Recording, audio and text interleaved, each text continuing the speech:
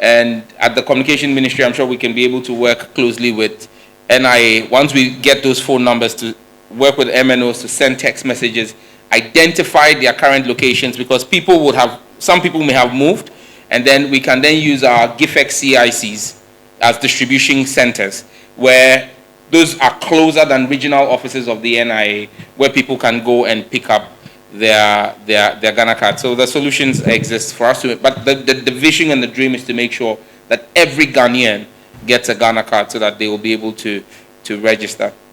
Again, on the SIM registration thing, there are also instances where one person, the father's Ghana card, was used to register for the wife and all the children and nannies and everybody in the house. I'm sure we'll look at the dispensation and see how well we can decouple at this point in time, now that people have gotten their Ghana cards, so that each individual can have their Ghana card linked to their name. You don't want to be a father and you are sitting there and you get picked up because your son has gone to misbehave. And when they check the Ghana card, it was your name on it. So we'll look at that. Internet fraud, money doubling, worrying. Let me use this opportunity to plead with my countrymen and women, especially the young people of our country. I know that we are all looking for opportunities, but no minister of state, no member of parliament will come on Facebook or TikTok, leave everything that they have to do, and come into your inbox to greet you, ask you how are you doing, and ask you how can they be of help to you. We've not finished solving the problems in our constituencies. So when anybody makes such an approach, bear in mind that it is not legitimate. No minister, no MP would approach you, or CEO of state of an SOE would approach you and ask you to go and pay 1,000 Ghana cedis for protocol. It is a scam. We have asked all appointees of states to submit their official handles so that we can get them properly verified. But that in itself is not a panacea. I, for one, have all my accounts verified, but still people are falling prey. In fact, one of the accounts that defrauded somebody, I asked the person, I said, did you just take your time? Because instead of MP for Ningo Pram Pram, they wrote MP for Bingo Pram Pram. But the person was so excited that Sam George had sent him a message asking him what to do.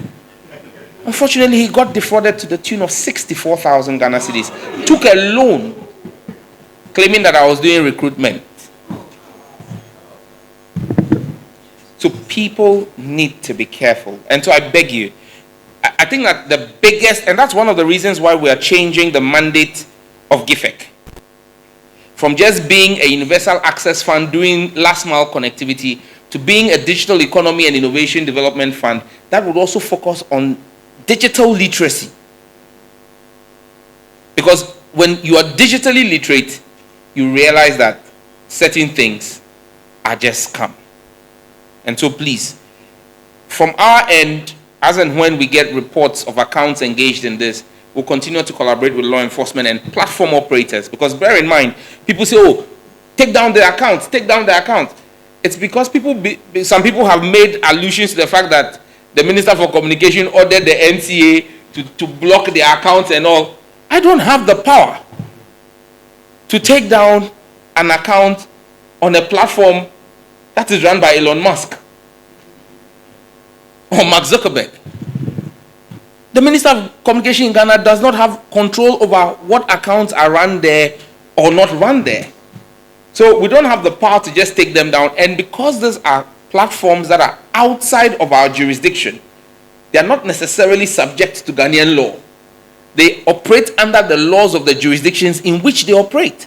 And so the threshold for taking down an account, especially when the request comes from a state entity or law enforcement, is very high, because they don't want it to look as though you are infringing on the rights of people. So even when there is clear evidence, I have reported pages that are pretending to be me to Facebook, and Facebook has verified me.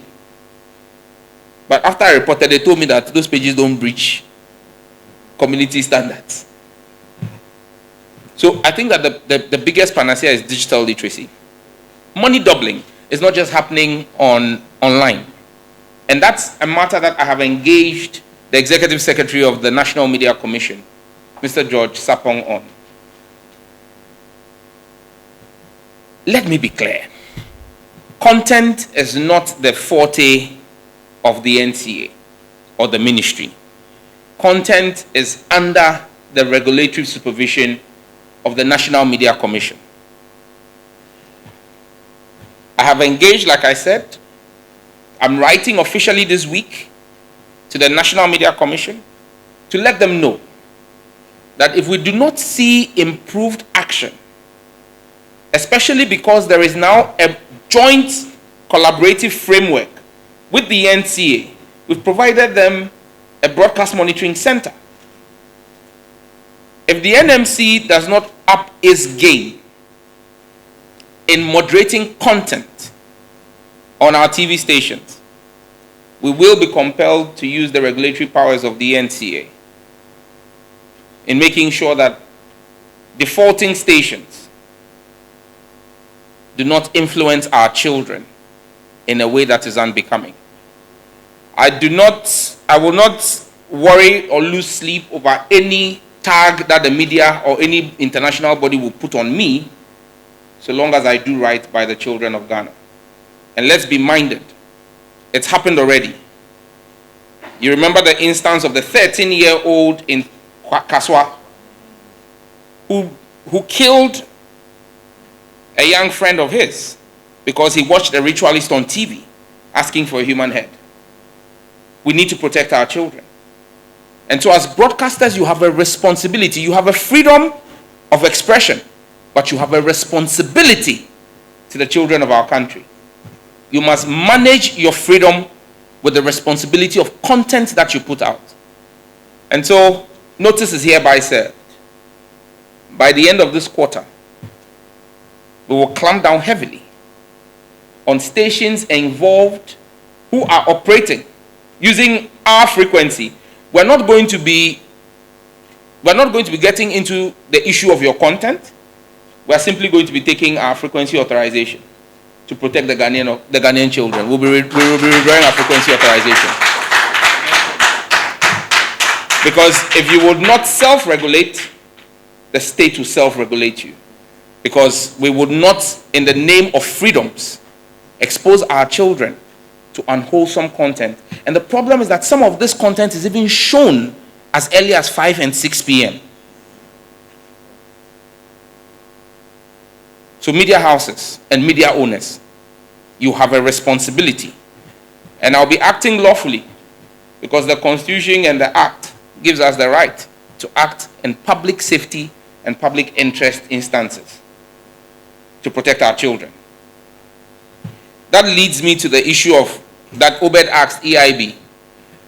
I did not say I was going to shut down radio stations. What I said is that there are infractions. In fact, in the immediate instance I would reference, I ordered the shutdown of 1 and the revocation of 6 licenses. I directed the NCA to immediately take action to shut down a radio station in the Boku area, Guma FM. Now that again, I exercised extreme caution. We all know what's going on in Boku. When I got the request from State Security, I said to them that until I saw a certain process, I will not act. And so we acted in good faith. There was a RegSec meeting at the Regional Coordinating Council where all stakeholders were present. Their report was filed. That was sent to the Ministry of Local Government, forwarded to the Ministry of Interior, and it came to us. In the 10 days when I failed to act in court because I was waiting to follow due process, 7 people were killed. And so there is actually a cost associated at times with not acting expeditiously. But because we wanted to be minded by the law, we went through the process. And so that station had its license revoked because it wasn't the first time. The previous government had actually suspended their license. They had signed a bond to be of good behavior, and then they had been reinstated, and then they had gone back to do the same, and was posing risk to our men and women in uniform who are serving in Boko, and will continue to protect them. The other 6 stations had varying degrees of infractions, paperwork, fees, and so I have not revoked those licenses. I've suspended those licenses. There's a difference between the two. What happened previously was a revocation of licenses. This one we're suspending. And we're giving you the opportunity to come and remedy the situation. If you have to submit your tax clearance, bring your tax clearance. If you have to pay regulatory fees, come and pay them. And then we will reinstate you. But let me be very clear on one thing. The Justice Dateba ruling on the Radio Gold case has made it clear that if you allow your license to lapse, even if you were my blood brother, I will not be able to renew your license for you. The Dateba ruling is clear that you cannot, radio frequency authorizations are not like driver's license. If the license lapses, you don't have anything again to renew. And now the NCA has commenced serving notices 6 months before the expiration of your license, notifying you, because you need to indicate by law 3 months to the expiration that you will renew your license. They remind you 6 months, they remind you 3 months, and remind you in the week of its termination or expiry, and you still don't go to renew. You can't blame anybody when you come for a renewal and we tell you that there is nothing to renew. The law is the law. We'll comply with the law. So please, again, all media houses, ensure that you comply with the renewal regulations of the NCA. So be rest assured, we are not going to shut down arbitrarily. In fact, there's about what? DG, 50, the outstanding ones, it's about 53, eh? About 53 in different categories. I still haven't acted, not because we have not concluded the audit, but I've taken my time to engage Media Foundation for West Africa and put the evidence before them. The next step for me is to go to Parliament, put the evidence before Parliament itself, before announcing the suspensions. And when I announce the suspensions, we will give them a time frame within which they can restore, that they can rectify and cure the anomalies, and we would reinstate those licenses. There has to be discipline. You would agree with me. If your media house is paying all of its fees and submitting all of its documents, I don't think it's fair to you that someone else would sit back and not do what they ought to do, and we say that because of media freedoms, everybody, then next year you won't do, because then everybody will say media freedom. There needs to be some level of discipline. Quota for PWDs, asked by Isaac, citizen of Ghana. Today I thought when he said citizen of Ghana, I thought it was a new media house. But Isaac, I mean, that's a very good one. The program is inclusive, and so we will engage the National Council of Persons with Disabilities to see what models we can create for visually impaired people and for hearing impaired people, to see what we can do. In fact, this morning, one of the meetings I had with my technical advisor before we came here was with a young gentleman. I'm sure many of you have seen him on social media in the past week. So we invited him and brought him down from Kumasi, Mafred, the iPhone repairer. When he walked into the office, I was shocked. I was like, sorry, are you a kid or are you grown?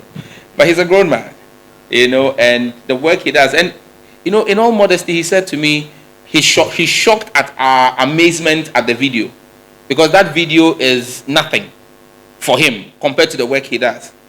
And he showed us evidence of some of the things he does. And so Kofi Annan, I've instructed that we will see what partnership we can do with him, because he's training people. And this is someone who was self-taught. He showed me an iPhone locked to a network in the US. That is eSIM, only eSIM, so has no SIM tray. He picked the phone, disassembled the phone, reworked the motherboard, and has put 2 MTN SIM cards on And so when you take the phone and go to the software, the settings page of the phone, it shows you that it is SIM locked to, and shows you the network is SIM locked to, but MTN calls are going pepper on it. You know, we've got talent, and we want to see how well we can scale up some of this talent. He can become a trainer that's training people, because he says in 2 years, he's trained people from Accra. People have left Accra to come to learn from him. And so we can work with, and these are things that, some of these things, if the person is hard of hearing, they can still learn because they've got the eye and they've got their hands. So these are things that we can help people learn. And so we'll work together with all of you. And thank you once again for this opportunity. I'm grateful. Thank you very much, Honorable Minister, for what has been a very useful interaction, through which we have learned a lot about your activities and what the future holds for the entire communications and digital innovation space. I thank all the directors and officials of the ministry who accompany the minister to this point, and all the media men through whose lenses we have been able to reach the people of Ghana. Thank you very much, and meet you next time.